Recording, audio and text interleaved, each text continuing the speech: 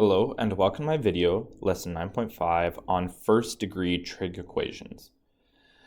Alright, so we're going to be using a lot of the skills that we've been learning so far and building on those in order to solve algebraic equations now. And so we're going to start with some simpler ones and get to more complicated ones by the end of the video. Alright, so graphically determine x. So here we have a question, an equation, and we're trying to solve for x, and we're staying in a really simple domain of 0 to 360. So if we're trying to solve for x, how do we do that? Well, we just need to slowly rearrange this. So our first step is to subtract 3 on both sides. And then our second step is to divide by 5 on both sides. And so we get sine x equals negative 1/2. Okay, so this is fantastic and fine. If we wanted to do this algebraically, this is how we would do it, and we would go x equals sine negative 1 of 1 over 5. Then thinking about cast rule, we would figure out which quadrants it's in, etc., etc., etc., etc. But we're going to do this graphically. So how we're going to do this is we're going to plug the left side into our calculator as y1, the right side into the calculator as y2, and now we're going to graph it. So let's just make sure that my graph settings are correct. I'm going to go zoom standard and hope that that's good enough. It is. So this is the negative 10 to positive 10, negative 10 to positive 10 options. So this is fine for now, but notice that this question says a domain here of 0 to 360, which means that we know we're going to be in degrees, first of all, because it says it in degrees. And secondly, our window, our x minimum has to be 0, our x maximum has to be 360, and now we can graph it again, and we can see this more appropriately on our graph. And so if we do this here, I'll just go ahead and do this on my graph here. It looks something like this, with this being my line, and you can see that we hit in 2 places. So this is true not just for this graph, but always, always, always. When you have an equation with one variable, you can put y1 as one side, y2 on the other side, and get the intersect. If you do this, it will solve literally every single algebraic expression. So what do we do to get the intersect? We press second function, calc number 5 for intersect. We go down to here, enter, enter, enter. We get 191.5, and then obviously the y value is 2 because that's what that is. But when we're looking for the intersect, we're just looking for the x value. So 191.5. In the question, it should have said to the nearest tenth or something, but this one doesn't. That's okay. On a test or numeric response or something, it would be more clear. It would have to tell you to the nearest tenth, nearest hundredth, nearest degree, whatever. Nearest degree means no decimals at all. So enter, enter, enter, finding intersection, and it's 348.5. And so what we would say is x equals 191.5, comma, 348.5. Both of these are degrees.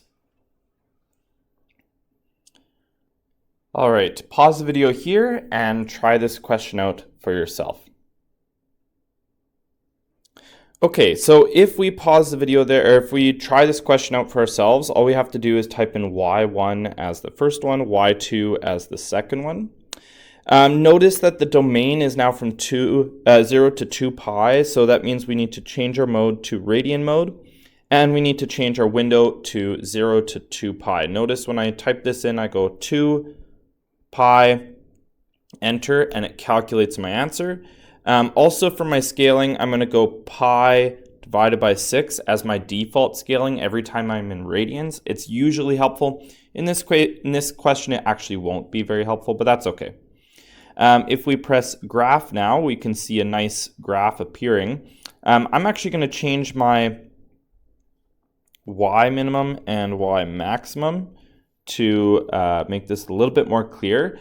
I wanted to zoom in because I wanted to see if it was going to hit over here on the left side, and it didn't. So we are only looking for these two values here. So just like before, second function, calc intersect, you go to where you think it is, enter, enter, enter, and we get a result of 3.7. Oh, I guess I could draw this, hey? And then the other one is going to be, enter, enter, enter, it's 4.39, 4.40.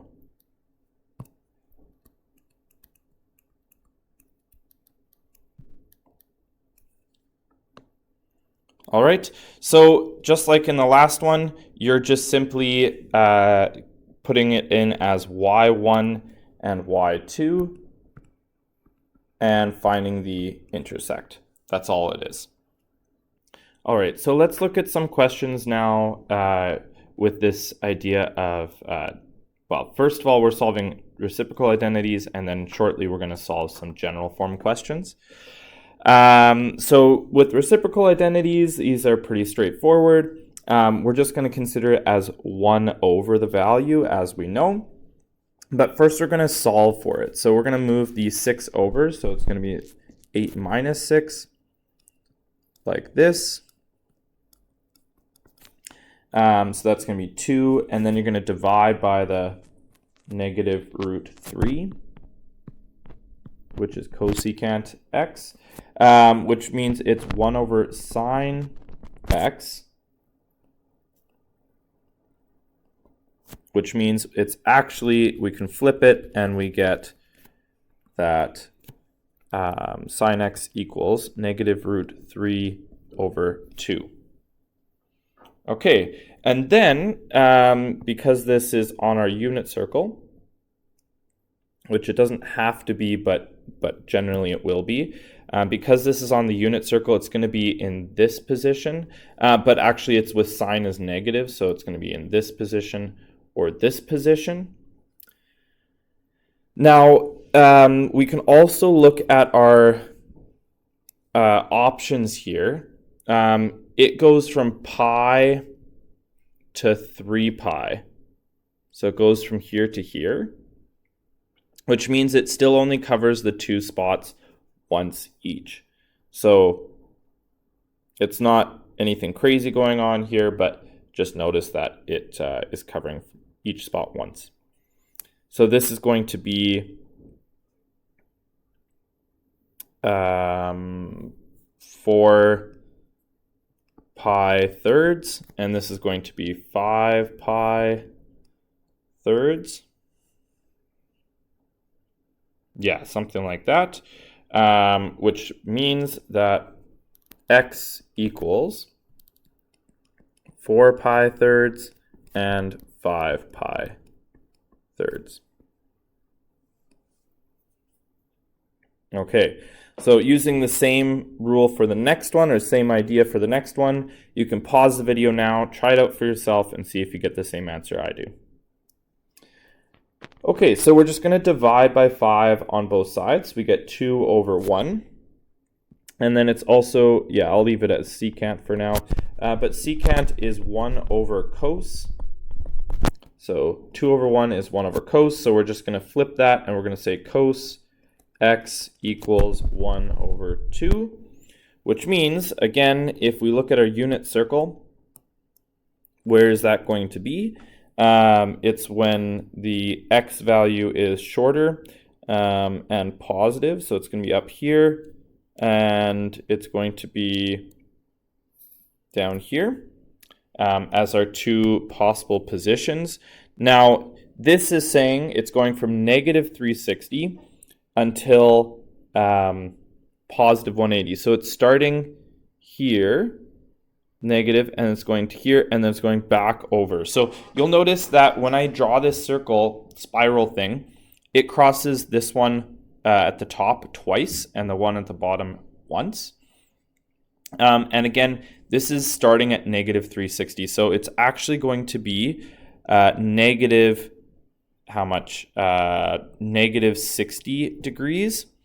Then this one is going to be 60 degrees. And then you keep going around. And if you go backwards now, this will be negative, what would that be? 300 degrees. So these spots are being hit multiple times, which means when we write down our final answer, x equals negative 300 degrees, negative 60 degrees, and positive 60 degrees. So you just have to follow whatever the domain is in the question and make sure you draw the spiral out and count up the number of times it hits. When I say hits, I mean intersects, right here, right here, right here. There's 3 values, which is why we have 3 values in here. Okay, let's try to make a general solution algebraic response as well. So we've got 2 different questions here. We're going to try them out as best we can. Okay, so the first one, algebraically determine this. This is for tan x. What we're going to do is solve for tan first. So it's going to be 3, we've subtracted 2 on both sides. Then we're going to divide by 3, so it's going to be 3 over 3, which is 1. And then we can think about where is tan going to be 1. So it's going to be 1 here and here, actually, both at the 45-degree position. And when it's the 45-degree position, that's an important one because it lets us do something special with the general solution.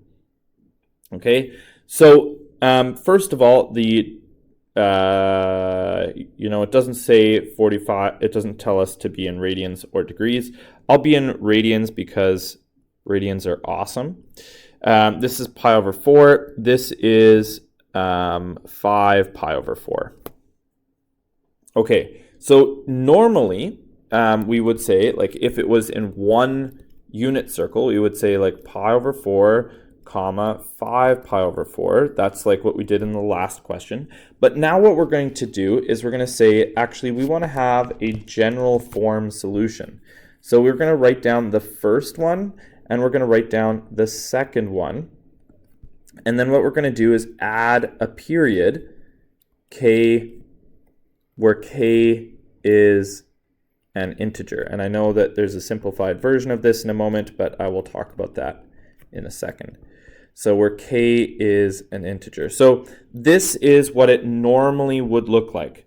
We're going to actually give ourselves a little bit more room, because what we can do is we can notice that actually you don't have to wait for one full period, one full rotation for it to repeat, because this is happening every single pi radians. This is another pi radian. So it's happening every 180 degrees or every pi radians. So we can actually simplify this and say x equals pi over 4 plus pi k, where k is an integer. So normally it would be the 2 red ones, assuming that they didn't have some sort of pattern between them. But in this case, we're just going to write it as the 1 green option. Okay, so I recommend you pause the video at this point and try out the second question. Okay, so let's see if you got the second question right. We're going to go ahead and start solving this one. So let's move the coses to the right. So if we do that, we're going to have 9 cos x. Let's move the numbers to the left. So we're going to have 7. Okay, and so it's going to be 7 over 9 cos x, and what we can do here is just do cos -1 of 7 over 9. And because we know we're not going to be on the unit circle here, this is not one of our regular numbers, but we can say that its cos is positive. So I'm just going to throw one over here somewhere and one over here somewhere.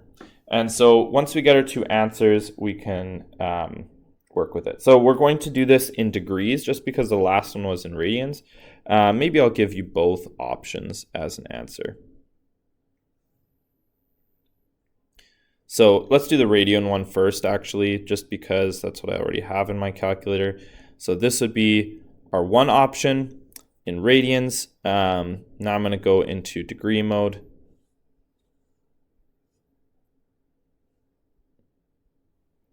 And I get 38.9 degrees. So let's just write down 38.9 degrees.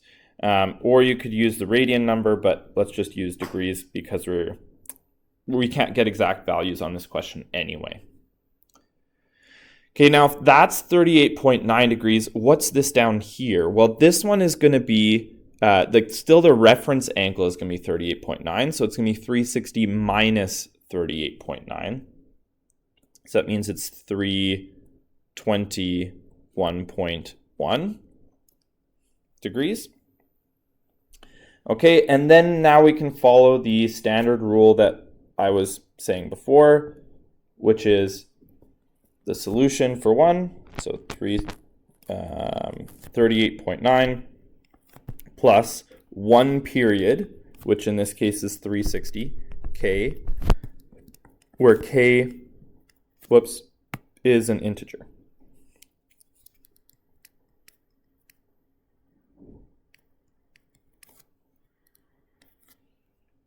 Okay, but we're going to have two statements for our general solution because we need to have the other option. And again, where k is an integer.